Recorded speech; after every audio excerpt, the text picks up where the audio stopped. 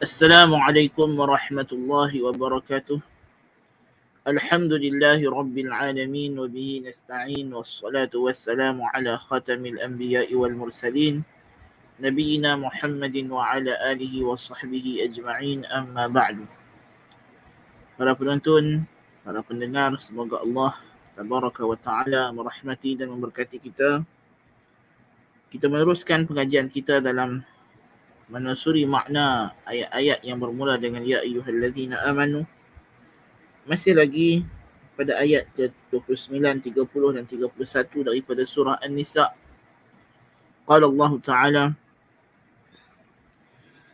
Ya ayyuhallazina amanu la ta'kulu amwalakum bainakum bil batil illa an takuna tijaratan an taradin minkum ولا تقتلوا أنفسكم إن الله كان بكم رحيما ومن يفعل ذلك عدوانا وظلما فسوف نصليه نارا وكان ذلك على الله يسيرا إن تجتنبوا كبائر ما تنهون عنه نكفر عنكم سيئاتكم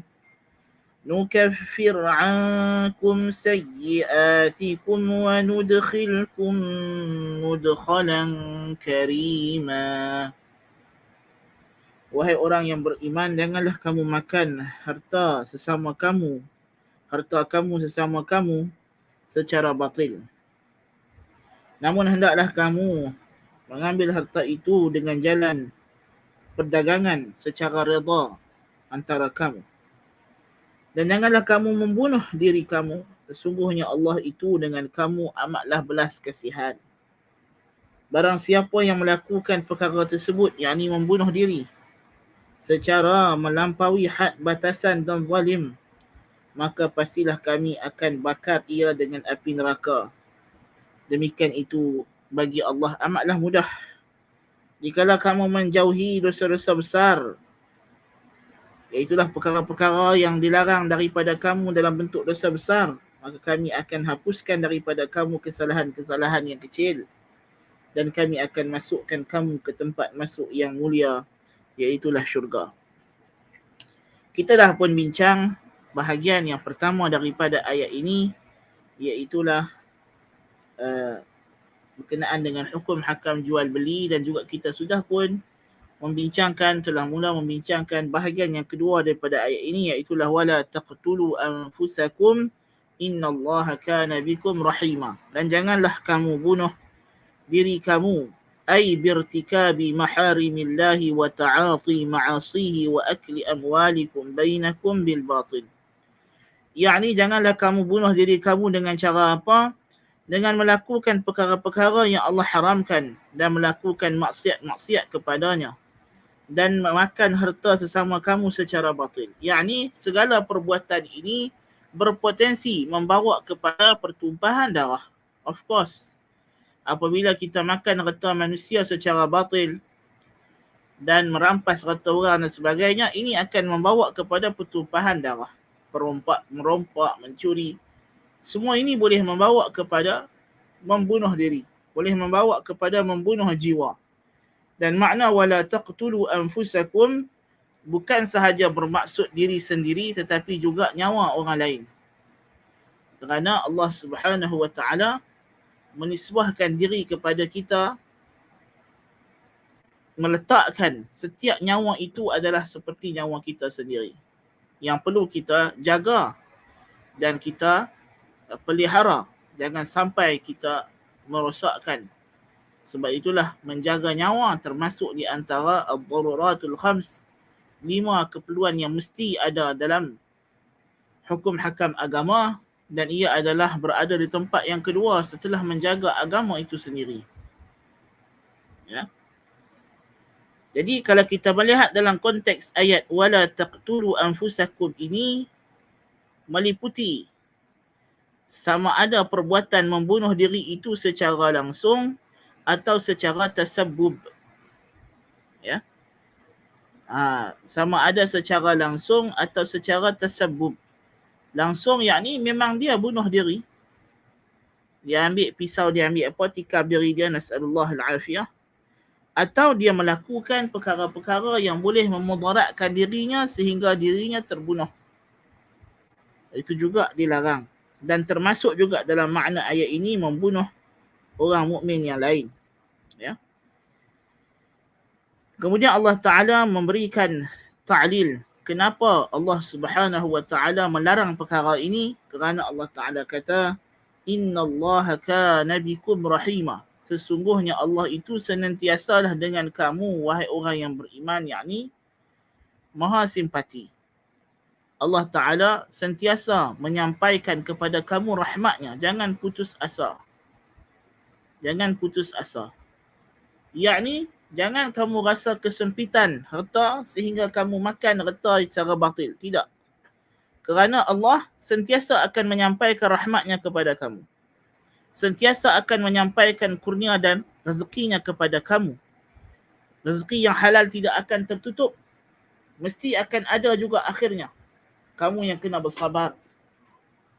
Demikian juga kamu dalam keadaan yang macam mana pun, kesusahan, jangan kamu rosakkan nyawa kamu, diri kamu, kerana Allah itu maha belah kasihan kepada kamu. Dia sentiasa akan menyampaikan rahmatnya kepada kamu.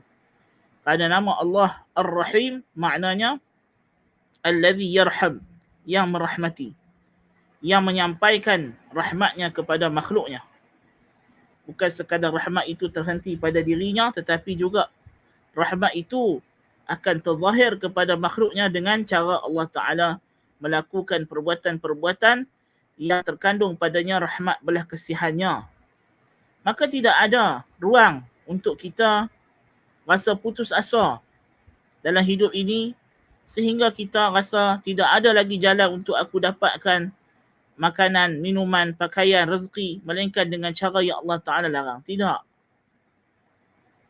Dan tidak ada apa jua masalah yang menimpa melainkan ada penyelesaiannya, solutionnya mesti ada. Ya.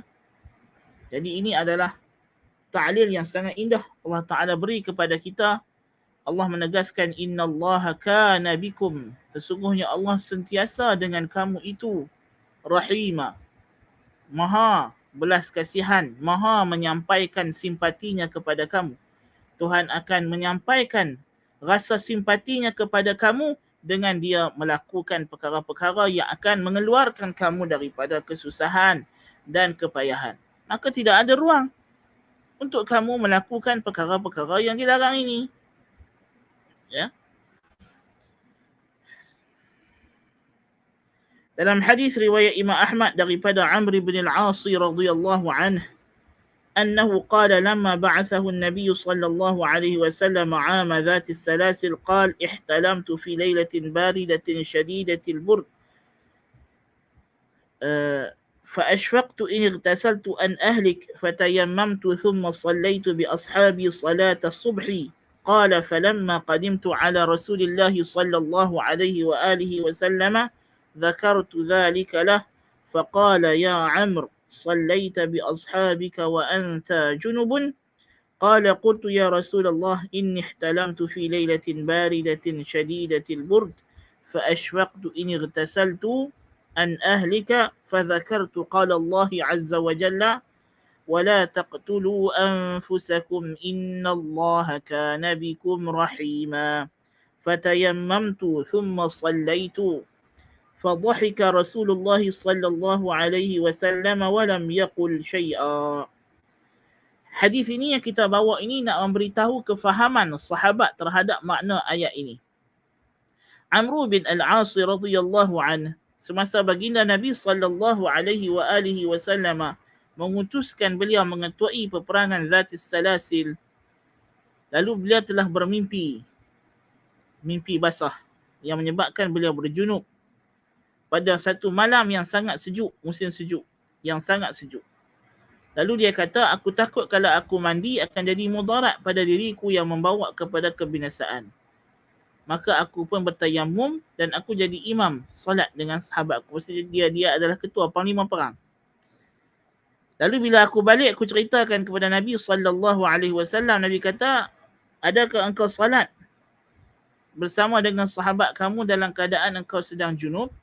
Di sinilah dalil fuqaha Syafi'iyah kata, tayamum yang dilakukan untuk menghilangkan hadas, untuk menggantikan wuduk, yang pertamanya kata para ulama, dia tidak mengangkat hadas.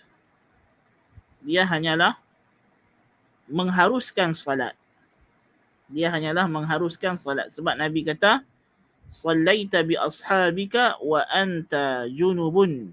Nabi tidak hilangkan sifat junub daripada Amr bin al-As radhiyallahu anhu dengan tayamum. Tetapi tayamum mubihun lis-salah, membolehkan salat. Tetapi tidak menghilangkan hadas. Sebab itu bila jumpa air, wajib segera mandi hadas atau ambil wuduk.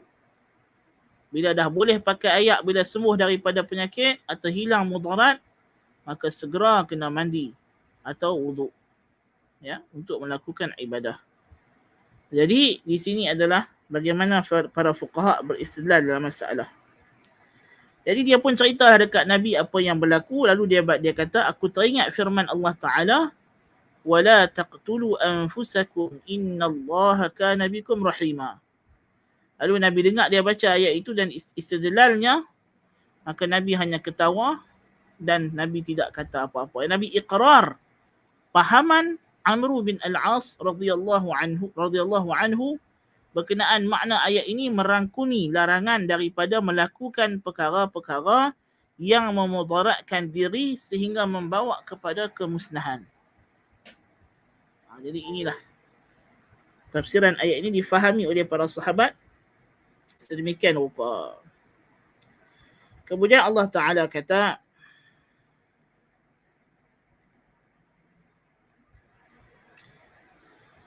dan kita telah bacakan juga hadis tentang dahsyatnya dosa membunuh diri, ya, pada kelas yang lalu. Demikian juga Nabi SAW bersabda, man qatala nafsahu bi syai'in uzziba bihi yaumal qiyamah. Barang siapa yang membunuh dirinya dengan sesuatu, dia akan diazab dengan alat yang dia guna itu pada hari kiamat. Dan dalam hadis riwayat as-sahihain daripada Jundab ataupun Jundub ibn Abdullah al-Bajali, kata beliau, Rasulullah sallallahu alaihi wasallam bersabda, kana rajulun mimman kana qablakum wa kana bihi jurhun فأخذ سكينا نحر بها يده فما رق الدم حتى مات قال الله عز وجل عبدي بادرني بنفسه حرمت عليه الجنة. Adalah kata Nabi SAW, seorang lelaki daripada umat sebelum kamu, dia ada luka sakit, lalu tidak tahan luka tersebut, dia ambil pisau, dia potong, dia kelak tangan dia sehingga mengalir darah tanpa henti, lalu dia mati. Lalu Allah Ta'ala berkata, hamba-Ku telah mengambil nyawanya mendahului aku. Maka Allah Ta'ala kata, aku telah haramkan ke atasnya syurga. Nas'alullah al-afiyah. Jadi bunuh diri ini adalah dosa yang sangat besar, kerana pada membunuh diri terkandung dalamnya putus asa daripada rahmat Allah. Dua dosa yang sangat besar, yang paling besar, yang lebih besar daripada segala dosa besar yang lain, iaitulah al-amnu min makrillah wal ya'su min rahmatillah. Yang pertama, rasa aman daripada azab Allah, rasa aman daripada perdayaan Allah.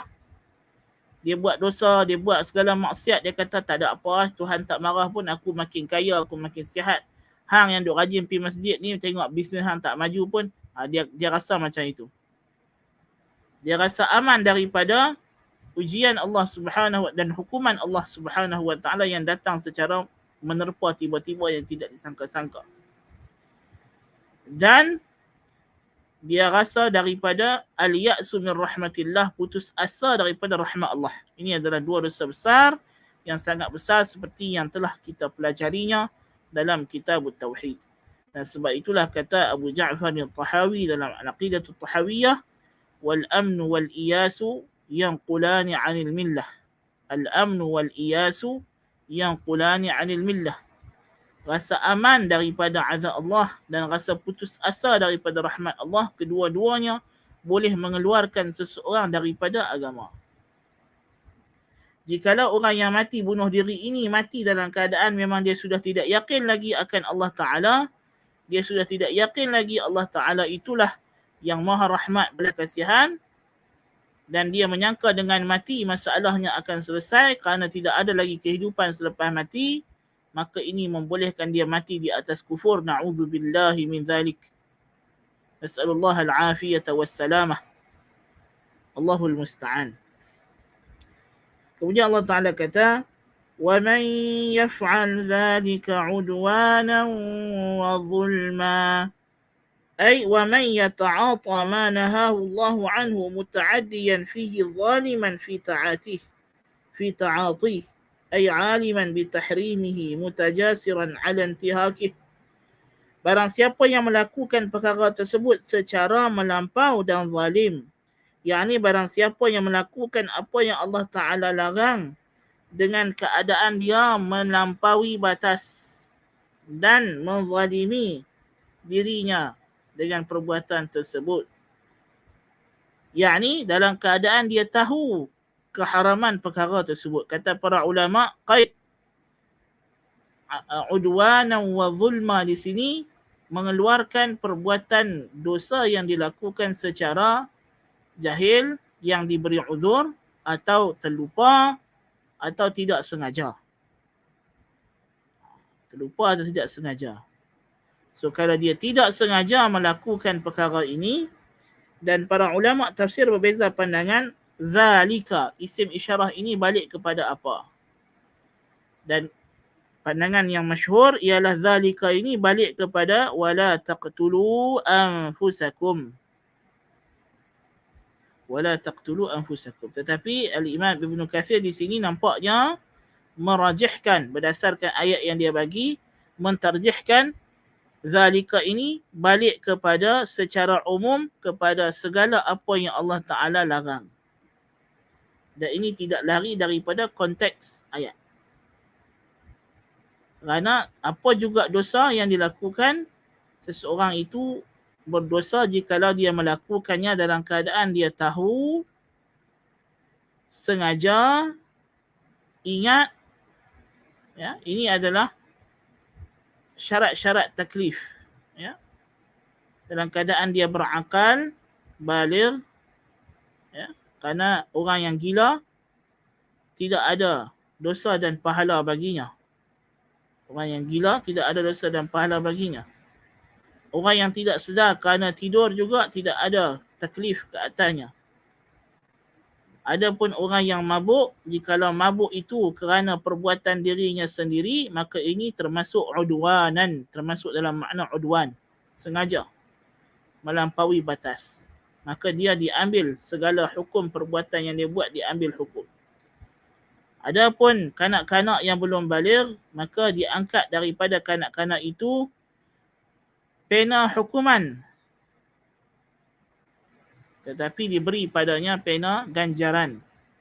Yakni dia kalau buat baik, yang belum baligh, budak yang mumayyiz, bila umur dia 7 tahun, kita diperintahkan kepada wali yang menjaga kanak-kanak untuk memerintahkan kanak-kanak yang berusia 7 tahun itu untuk salat. Maka bila dia salat, dapat pahala. Ya. Bila dia puasa, dapat pahala. Walaupun kalau dia tidak buat perkara tersebut, dia tidak mendapat dosa. Sehinggalah usianya mencecah usia baligh. Ya. Dan di antara syarat mukallaf ialah al-ikhtiyar, melakukan perkara tersebut dengan pilihannya, dengan kehendaknya. Dia bukan dipaksa, yakni bukan mulja'. Mulja' ni macam mana? Orang yang masalahnya diikat kaki tangannya, tidak boleh bergerak, kemudian dicampakkan dia ke atas bayi, dihempapkan dia tanpa kerelaannya, tanpa dia boleh buat apa-apa. Dia nak mengelak pun tak boleh pasal dia pun kena tambat penuh, lalu menyebabkan bayi itu mati. Adakah kita nak kata dia pembunuh? Tidak boleh, sebab dia dalam keadaan mulja. Dia keadaan dipaksa. Demikian juga ikrah. Ikrah ini digagahi, disuruh dalam keadaan dia boleh memilih untuk sabar. Itulah orang yang kena ugut dengan syarat-syarat yang terperinci yang ditetapkan dalam kitab-kitab fiqh dan usulul fiqh. So kalau orang itu yang kena ugut, dia diugut dengan ancaman nyawa. Ya. Dengan ancaman nyawa, dan orang yang mengugut itu mengancamnya untuk melaksanakan ancamannya dalam keadaan segera dan dalam keadaan dia mampu dan boleh melakukan apa yang dia ancam, maka dibenarkan untuk seseorang itu melakukan perkara yang dilarang oleh syarak dalam rangka menyelamatkan nyawanya selama mana perkara itu tidak melibatkan maruah atau nyawa orang lain. Jadi kalau dia dipaksa ya membunuh orang, tak boleh lah. Dipaksa membunuh tak boleh. Ya. Kerana nyawanya dengan nyawa orang yang lain itu tidak ada beza dari segi darjat. Naam. Jadi siapa yang melakukan perkara ini dalam keadaan dia melakukannya udwanan, melampaui batas, wa zulman, dan zalim, fasawfa nuslihi nara, maka kami akan bakar dia di dalam api neraka.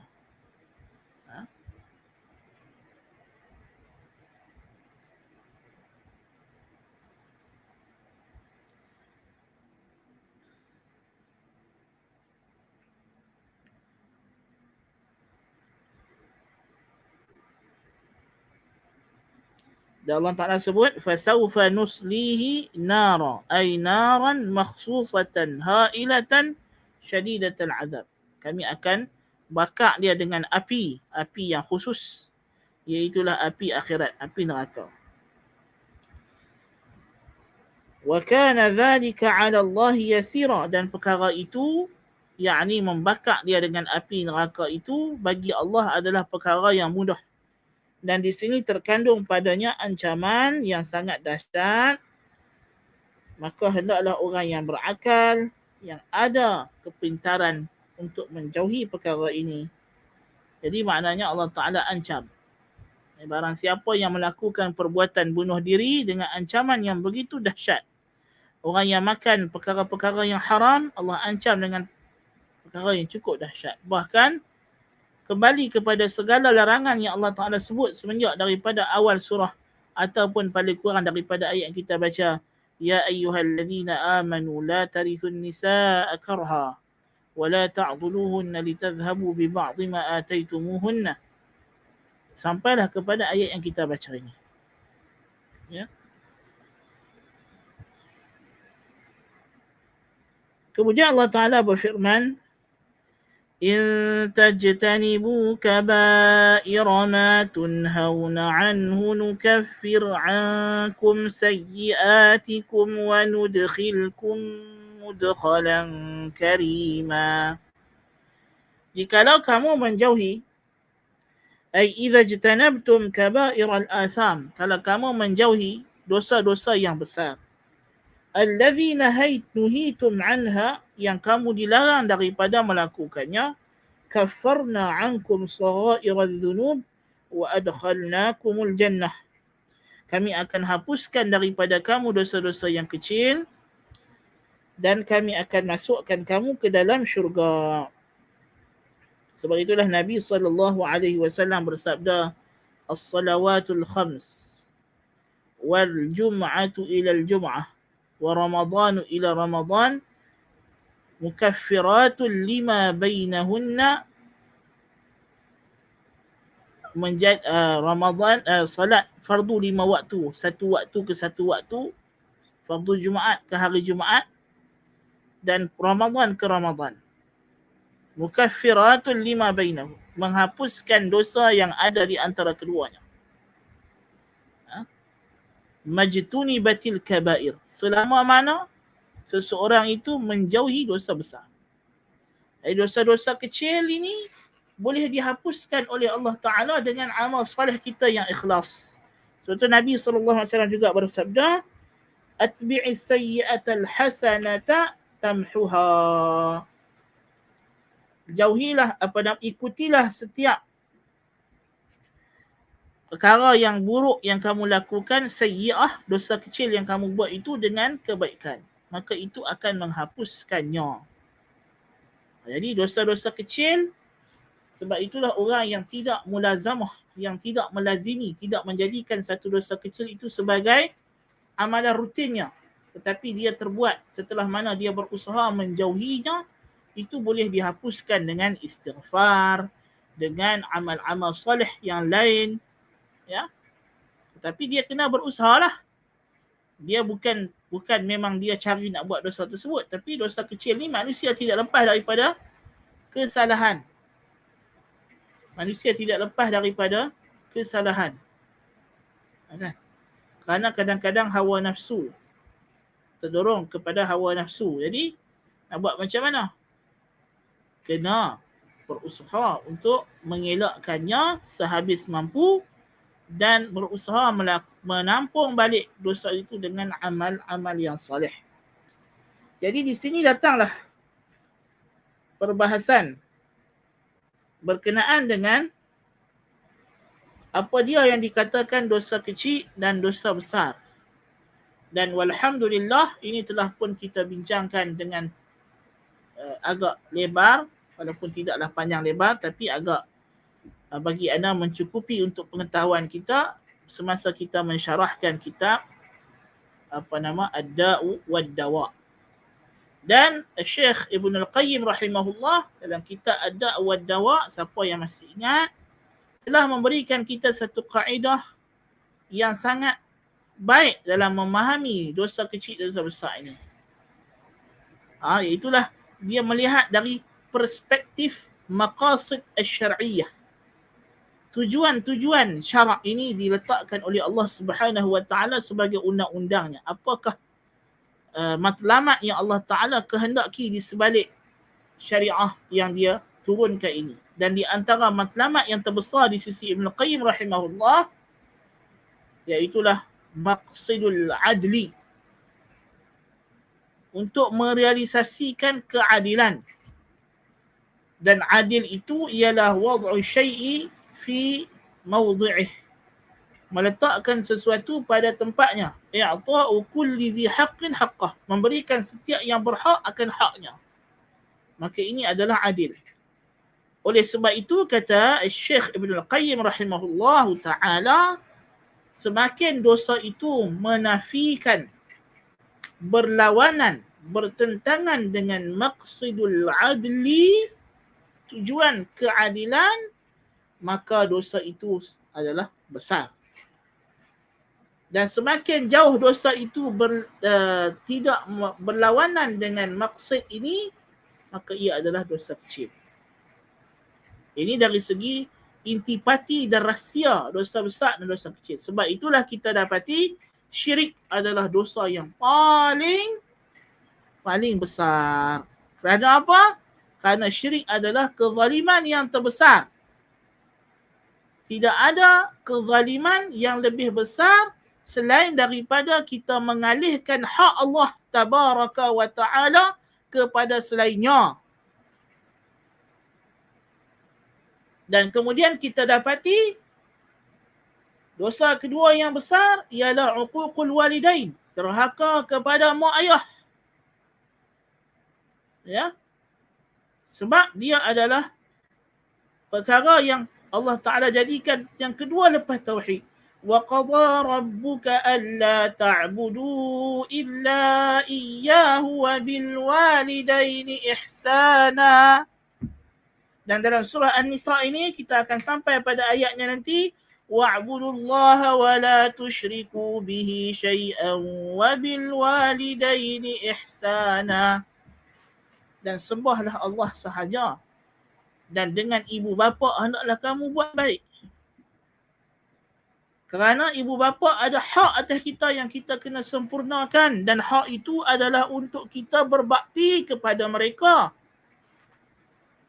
maka kita menafikan hak ini daripada mereka adalah kezaliman yang sangat besar. Setelah mana kezaliman menafikan hak Allah atau mengalihkan hak Allah kepada selainnya. Allahu akbar kabira walhamdulillahi katsira wa subhanallahi bukratan wa asila. Dan para ulama meletakkan dhabit ataupun kaedah bagaimana kita nak differentiate antara dosa besar dengan dosa kecil berdasarkan adat ayat-ayat yang menceritakan perkara ini. Dosa besar itu kebiasaannya akan disertakan oleh Allah Ta'ala, larangannya akan datang dengan ugutan, dengan ancaman azab, dengan laknat, atau diletakkan hukuman semenjak di dunia lagi seperti hukuman hudud atau qisas. Maka sebab itu kalau kita perhati di sini, ya, larangan membunuh diri di sini, adakah dia dosa kecil atau dosa besar? Tentulah dia dosa besar sebab Allah Ta'ala kata وَمَنْ يَفْعَلْ ذَلِكَ عُدْوَانًا وَظُلْمًا فَسَوْفَ نُصْلِيهِ نَارًا وَكَانَ ذَلِكَ عَلَى اللَّهِ يَسِيرًا. Jelas-jelas datang ancaman. Allah kata innal ladzina ya'kuluna amwalal yatama zulman innama ya'kuluna fi butunihim nara wa sayaslawna sa'ira. Sesungguhnya orang yang makan di awal surah An-Nisa ini. Sesungguhnya mereka yang makan harta anak yatim secara zalim, maka sebenarnya yang mereka makan itu ialah api neraka. Dan di akhirat nanti kami akan cucuh, akan bakar dia dengan sa'ir, dengan api neraka. Jadi ini adalah dosa-dosa besar. Ya. Dan datang dalam hadis Nabi SAW bersabda daripada Abi Hurairah radhiyallahu an, qala Rasulullah sallallahu anna Rasulullah sallallahu alaihi wasallam qala ijtanibus sab'al mubiqat. Jauhilah 7 perkara yang memusnahkan. Ini juga di antara bentuknya. Kadang-kadang dalil datang sarih menamakan dosa itu sebagai besar, seperti al-mubiqat, yang menghancurkan amalan kebaikan kamu. Apa dia perkara itu? Nabi kata, ditanya kepada Nabi, qila ya Rasulullah wa ma hunna. Wahai Rasulullah, apakah dia 7 perkara yang menghancurkan kebahagiaan dunia dan akhirat ini? Qal asyirku billah. Yang pertama sekali mensyirikkan Allah. Yang kedua, wa qatlun nafsi allati harramallahu illa bilhaq. Membunuh jiwa yang Allah Ta'ala larang, kecuali kalau pembunuhan itu dilakukan dengan hak-haknya. Sama ada jiwa yang dibunuh itu diri sendiri atau diri orang lain. Dan akan datang dalam surah ini juga, yang mungkin kita akan ambil tafsirannya, mungkin tak ambil, ayat yang menyatakan betapa besarnya dosa membunuh orang beriman yang lain tanpa jenayah. Ya, kalau kita boleh lihat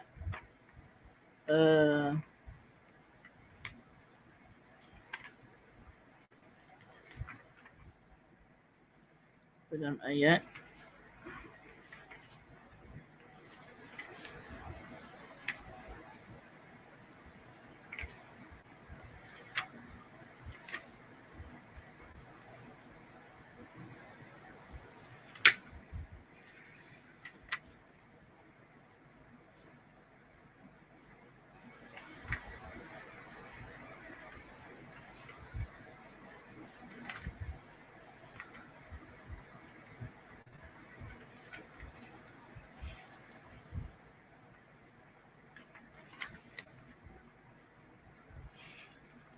mungkin kita tidak akan lalu ayat itu nanti. Jadi kita nak tunjuk bagaimana besarnya dosa membunuh.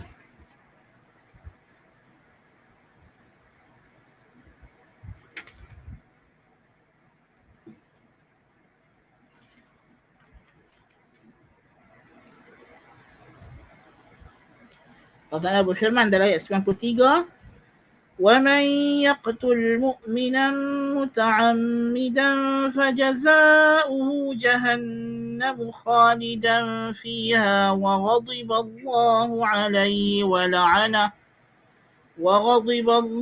عليه ولعنه وأعد له عذابا عظيما.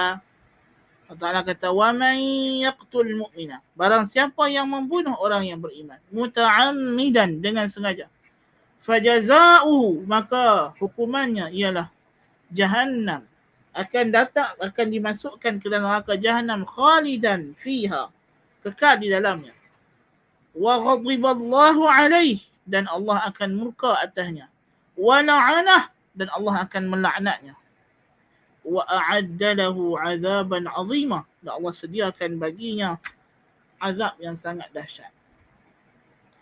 Dan dosa syirik juga diulang 2 kali dalam surah An-Nisa ini. Ayat yang sama dengan wording yang sama Allah Ta'ala sebut dalam surah An-Nisa ini 2 kali. Innallaha la yaghfiru an yushraka bih wa yaghfiru ma duna dhalika liman yasha'. Sesungguhnya Allah sama sekali tidak akan mengampunkan perbuatan menyengutukan dengannya sesuatu pun. Yang menyengutukan dengannya. Dan Allah mengampunkan selain daripada dosa itu bagi sesiapa yang dia kehendaki. Jadi 2 kali Allah Ta'ala ulang ayat ini dalam surah An-Nisa. Subhanallah. Ya. Wasihru, dan sihir, kerana sihir termasuk dalam, sihir ini terhitung, tergabung pada sihir 2 dosa yang besar. Yang pertama syirik. Sihir itu sendiri melakukannya syirik. Yang kedua, sihir ini kebiasaannya dilakukan akan membawa kepada kemusnahan nyawa.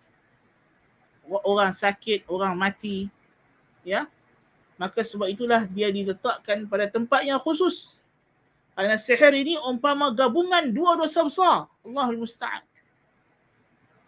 Orang yang buat santau dekat orang lain misalnya, na'udzubillahi min zalik. Santau itu tergabung pada 2 dosa, jenayah. Jenayah pada hak Allah, iaitulah syirik. Dan yang kedua membunuh. Yang kedua-dua dosa ini Allah ancam dengan azab yang kekal dalam neraka. Na'udzubillahi min zalik. Wa aklur riba, dan makan riba, dan kita dah lalui ayat-ayatnya. Wa aklu malil yatim, dan makan harta anak yatim, datang di awal surah. Wa tawalli yaumaz zahf, dan berpaling, lari daripada medan jihad kerana pengecut, takut mati. Ya. Wa qadhful muhsanatil mu'minatil ghafilat, dan menuduh tuduhan zina kepada wanita beriman yang menjaga kehormatan dirinya, yang lalai sama sekali daripada keinginan berzina, yang tak terlintas pun dalam pemikirannya untuk berzina. Lalu kita pergi tuduh dia dengan tuduhan yang begitu dahsyat. Nas'alullah al-afwa wal-afiyah. Dan kalau kita perhatikan 7 dosa besar yang Allah Ta'ala, yang Nabi SAW sebut ini, memang jelas seperti yang kata Ibn Qayyim rahimahullah ta'ala, ini di antara dosa yang paling rapat yang menafikan apa kita sebut tadi, maqsidul adli. Iaitulah prinsip atau matlamat untuk merealisasikan keadilan. Merealisasikan keadilan. Memberikan setiap yang hak akan haknya. Naam. Dan dosa besar ni banyaklah. Dan para ulama telah mengarang pelbagai kitab yang khusus untuk menghimpunkan yang disebut sebagai al-kabair, dosa-dosa besar. Ya. Di antaranya kitab karangan Al-Imam Al-Zahabi, namanya Al-Kabair.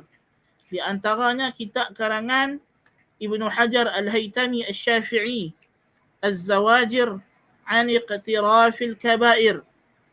Di antaranya kitab karangan Syekh Muhammad Ibn Abdul Wahhab rahimahullahu tabaraka wa ta'ala, iaitulah juga namanya Al-Kabair. Mungkin kalau kita ada ruang dan masa nanti, mungkin kita boleh telusuri dan pelajari kitab ini yang sangat penting untuk kita kenal dosa-dosa besar. Namun tetap kalau mungkin ada kelas lain yang telah berlangsung atau sedang berlangsung yang membincangkan perkara ini secara spesifik. Kalau ada, bagus. Alhamdulillah. Nah.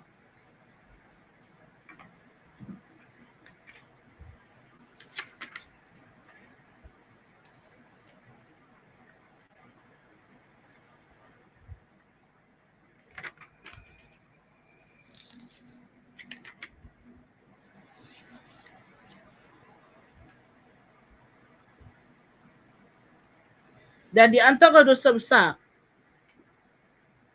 yang elok kita peringatkan, ya, bersempena kita kata kerajaan sekarang tengah buat kempen, ya, bulan salat kebangsaan ini sebagai satu kesedaran kepada umat Islam untuk menjaga salat. Maka di antara dosa besar yang sangat besar ialah meninggalkan salat dengan sengaja. Inilah dosa besar yang mesti kita jauhi. Kerana sabda Nabi alaihi salatu wassalam, bainal abdi wa bainal syirki tarkus salah. Yang membezakan seorang hamba dengan syirik itu ialah meninggalkan salat. Sempadan yang memisahkan kita dengan syirik ini ialah salat. Kalau kita tinggal salat, habis kita termasuk ke dalam lembah kesyirikan. Na'udzubillahi min dzalik. Ya. Dan Allah Ta'ala telah mengancam orang yang salat dengan melewat-lewatkan waktu sehingga keluar waktu. Dengan ancaman fawailul lil musallin alladhina hum an salatihim sahun. Dan Allah ancam orang munafiqin. Wa idza qamu ila as-salati qamu kusala yura'una an-nasa wa la yadhkuruna Allah illa qalila. Dan apa hukuman orang munafiqin? Inna Allah jami'ul munafiqina wal kafirina fi jahannama jami'a.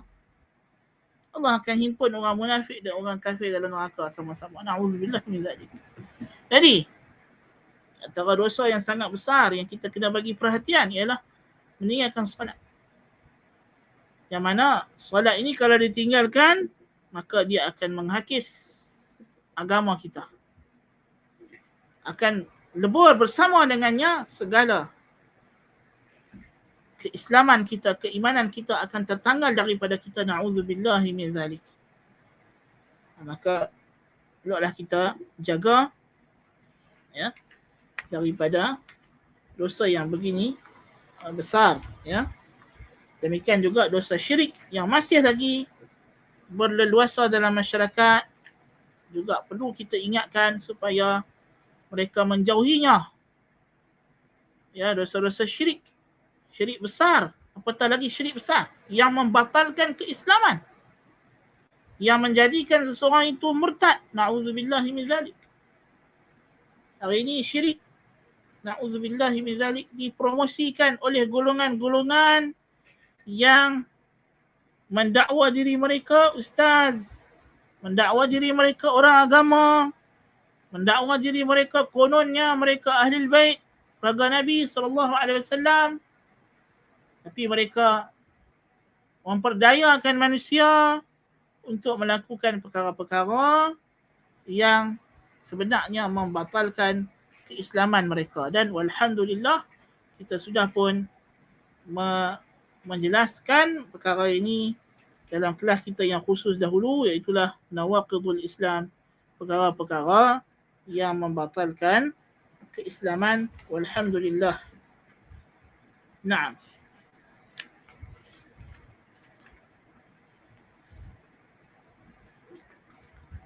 Baik, kalau ada soalan boleh dikemukakan sekarang biiznillah taala.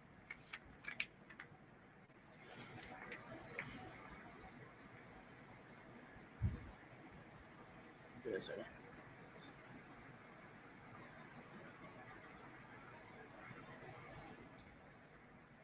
Ana minta admin hantar balik soalan yang hari tu yang kita dah jawab tu, tapi hantar balik sebab ana takut orang yang tanya tu tak follow kelas yang hari Khamis. So ana rasa kita kena jawab juga balik soalan yang kelas yang lalu dalam kelas hari Rabu juga. Baik. Dan kalau kita masih lihat pada ayat 36 surah An-Nisa ini, ana tak sedap hati kalau ana lalu surah An-Nisa ni kita tidak ambil ayat ini. Ya. Allah Subhanahu wa taala berfirman, wa'budullaha wa la tusyriku bihi syai'an وبالوالدين إحسانا وبذي القربى واليتامى والمساكين والجار ذي القربى والجار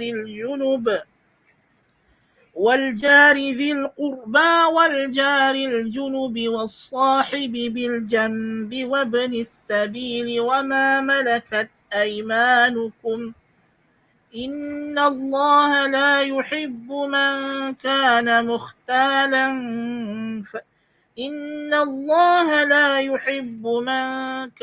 مختالا فخورا. Baik. Ayat 36 ni pasal apa nak ambil? Kerana dalam ayat ini Allah Subhanahu wa taala memberitahukan kepada kita sejumlah hak yang kita kena jaga. Ya. Yang mana hak ini kalau kita melihat inilah yang disebut sebagai mentahqiqkan maqsidul adli, melaksanakan matlamat keadilan yang Allah Taala kehendaki dengan diturunkan syariat ini. Apa dia Allah Taala kata dalam ayat 36 surah An-Nisa ini? Iaitulah, dan sembahlah Allah dan jangan kamu syirikkan dengannya sesuatu pun. Ya'muru ta'ala bi'ibadatihi wahdah la syarikalah. Allah memerintahkan dalam ayat ini supaya kita mengabdikan diri kita hanya kepadanya tanpa sekutu sama sekali. Kerana Allah lah jua yang memberikan rezeki, yang mencipta, yang memberikan segala nikmat, maka dia sahajalah yang berhak untuk disembah. Dan ini adalah hak Allah seperti mana sabda Nabi SAW kepada Mu'adz ibn Jabal radhiyallahu an, ya Mu'adz, atadri ma haqqullahi 'ala al-'ibadi wa ma haqqul 'ibadi 'ala Allah? Qala Allah wa rasuluhu a'lam. Qala an-nabi sallallahu alaihi wasallam, haqqullahi 'ala al-'ibadi an ya'buduhu wa la yushriku bihi syai'a. وحق العباد على الله ألا يعذب من لا يشرك به شيئا. Wahai Mu'adz, kau tahukah apa hak Allah yang mesti dilaksanakan oleh hamba-hambanya? Dan apa pula hak hamba-hamba Allah yang mereka dijanjikan kurniaan tersebut oleh Allah apabila mereka melaksanakan hak Allah tersebut? Kata Mu'adz, Allah dan Rasulnya yang lebih tahu. Nabi kata, hak Allah yang mesti hamba-hambanya laksanakan ialah mereka menyembahnya semata-mata, tidak mensyirikkannya. Dan hak hamba yang Allah janjikan untuk mereka sebagai kurniaan dan ganjaran ialah mereka akan dimasukkan ke dalam syurga sesiapa yang tidak mensyirikkannya. Jadi ini yang pertama sekali suruhan Allah Subhanahu wa taala yang melambangkan kewajipan tauhid, dan dia adalah kewajipan yang pertama, yang mana kemudiannya Allah Subhanahu wa taala meneruskan dengan wabil walidaini ihsana, dan dengan kedua ibu ayah kamu hendaklah kamu berbuat ihsan. Apa dia ihsan? Ihsan dalam bahasa Arab maksudnya itqan, tekun. Ihsan dalam bahasa Arab maknanya itqan, yang kita panggil tekun. Tekun tu apa tekun? Tekun tu maknanya kita kena buat yang terbaik, yang sungguh-sungguh dengan satu perkara. Yakni hendaklah kamu dengan mak bapak kamu, kata Allah Ta'ala, buat yang the best. Jaga mereka dengan keadaan yang terbaik. Dan Allah Ta'ala juga sebut perkara ni dalam surah Al-Isra'. Kerana kata, وَقَضَى رَبُّكَ أَلَّا تَعْبُدُوا إِلَّا إِيَّاهُ وَبِالْوَالِدَيْنِ إِحْسَانًا إِمَّا يَبْلُغَنَّ عِنْدَكَ الْكِبَرُ أَحَدُهُمَا أَوْ كِلَاهُمَا فَلَا تَقُلْ لَهُمَا أُفٍّ وَلَا تَنْهَرْهُمَا وَقُلْ لَهُمَا qawlan karima. Allah jelaskan, elaborate dalam surah Al-Isra macam mana yang kata ihsan. Ihsan itu ialah even kata uf pun tak boleh. Wala tanharhuma, apabila kamu menghardik mereka. Wa qul lahuma, dan cakaplah kepada mereka dengan qawlan. Qawlan apa? Karima. Karimah ni apa? Kalimah al-karam. Karim ini dalam bahasa Arab melambangkan sesuatu yang istimewa, yang indah, yang bersifat bangsawan. Rajulun karimun. Lelaki yang noble man. Orang putih kata noble man. Orang Melayu kata bangsawan. Jadi kalau nak bercakap dengan mak bapak, Tuhan kata apa? Qaulan karimah. Ayat-ayat yang kamu guna untuk bercakap dengan orang-orang yang hebat. Macam mana kamu bercakap dengan raja, dengan menteri, dengan orang-orang yang kamu kagum. Macam itulah cakap dengan mak bapak. Lagi tu maksudnya. Kan? Kita disuruh berdoa pengampunan dosa bagi pihak mereka. Rabbighfirli waliwalidayya walil mu'minina yawma yaqumul hisab. Disuruh berdoa. Ya. Jadi ini di antara perkara yang hak yang mesti ditunaikan oleh kita. Dan Allah suruh kita bersyukur. Allah kata dalam surah Luqman, anishkurli waliwalidaik. Hendaklah kamu bersyukur kepadaku kerana akulah yang mencipta kamu. Akulah yang bagi kamu rezeki. Dan bersyukurlah kepada dua mak bapak kamu. Kenapa? Kerana mereka adalah sebab. Allah Ta'ala mencipta kita menerusi siapa? Menerusi mak bapak kita. Allah Ta'ala beri kita rezeki menerusi siapa? Menerusi mak bapak kita. Allah Ta'ala memberi kita perlindungan menerusi siapa? Menerusi mak bapak kita. Semua nikmat Allah Ta'ala kepada kita mai ikut mak bapak kita. Allahu Akbar kabira. Maka sebab Tuhan kata anishkurli waliwalidaik.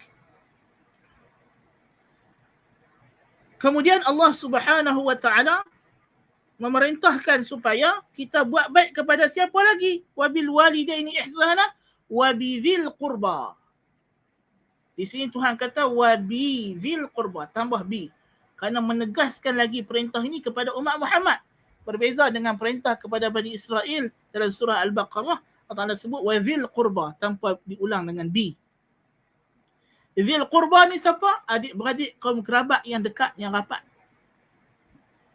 Kerana mereka juga tidak jauh, tidak kurang hak mereka kepada kita dari sudut pelbagai kebaikan yang mereka telah buat kepada kita. Ya.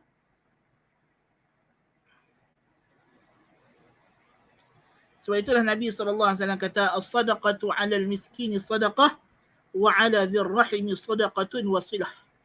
Sedekah kepada orang miskin yang kamu tak ada hubungan, tak ada darah dengannya, itu adalah sedekah.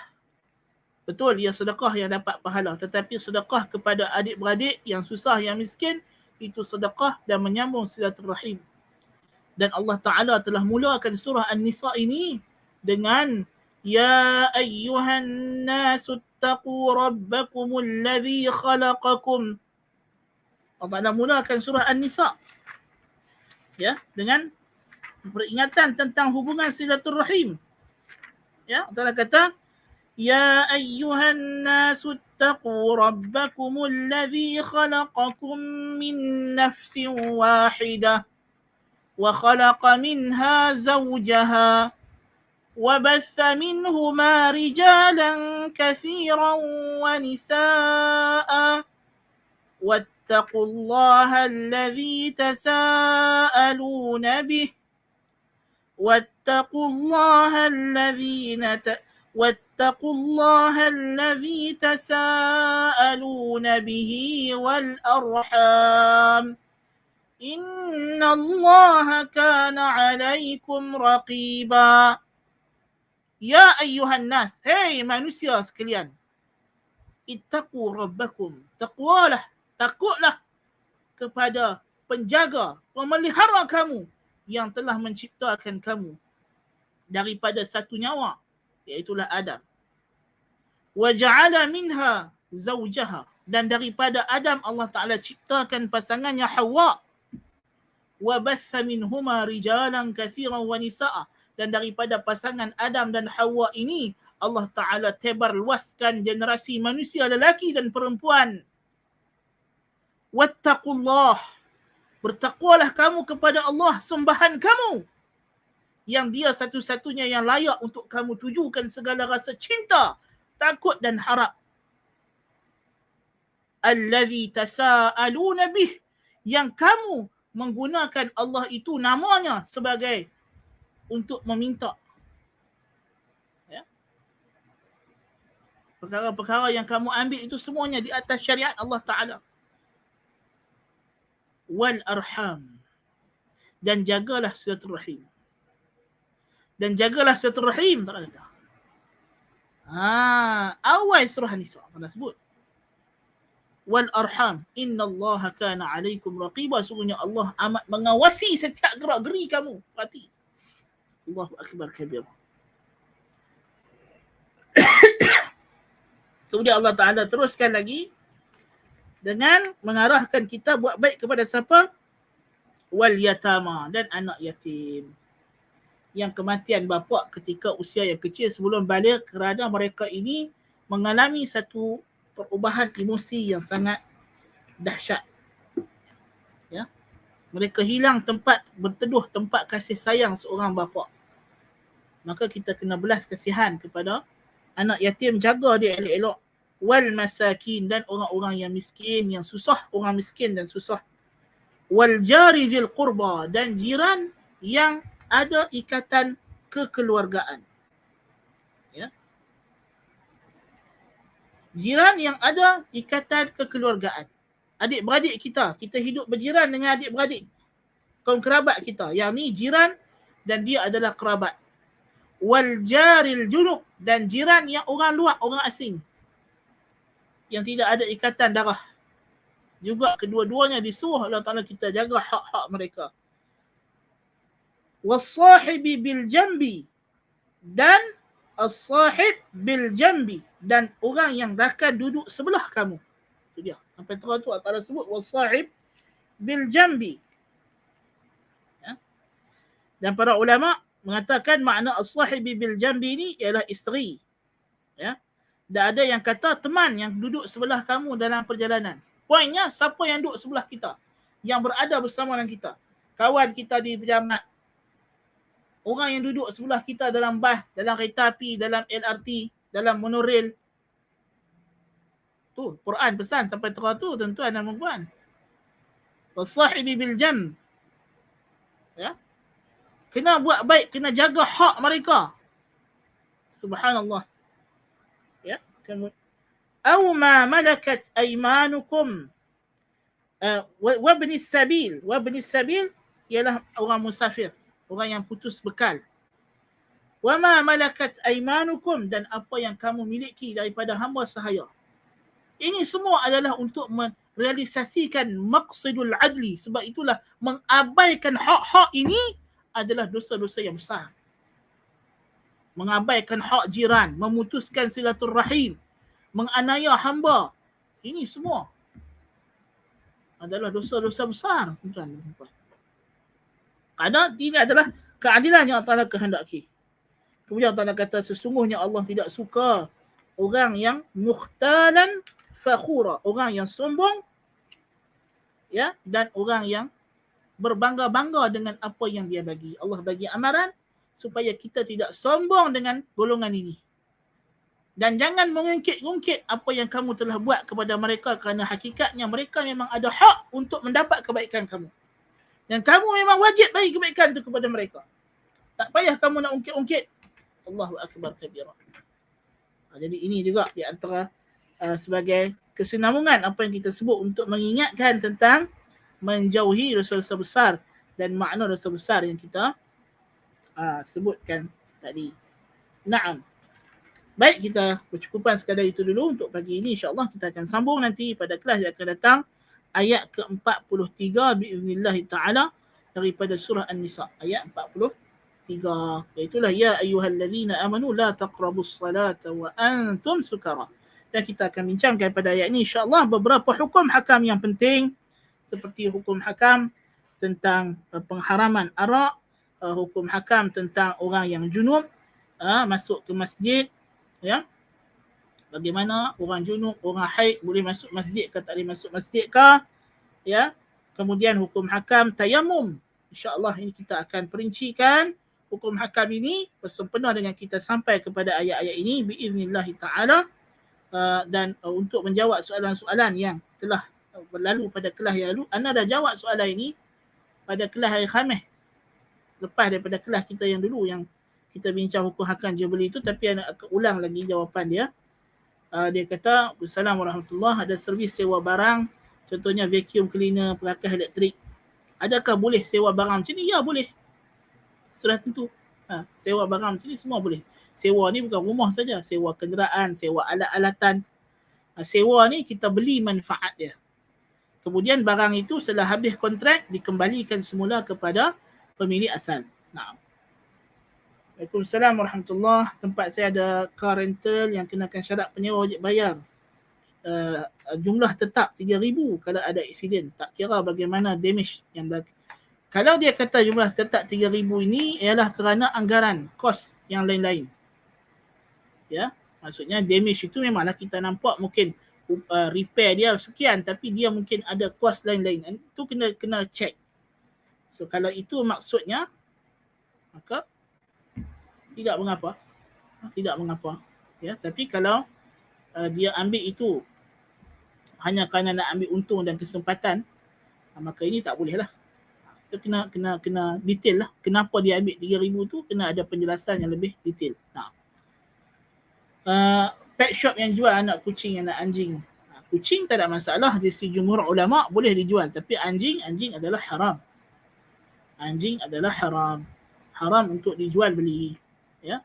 Walaupun anjing itu anjing untuk berburu, anjing untuk jaga keselamatan rumah dan sebagainya, adalah haram untuk dijual beli.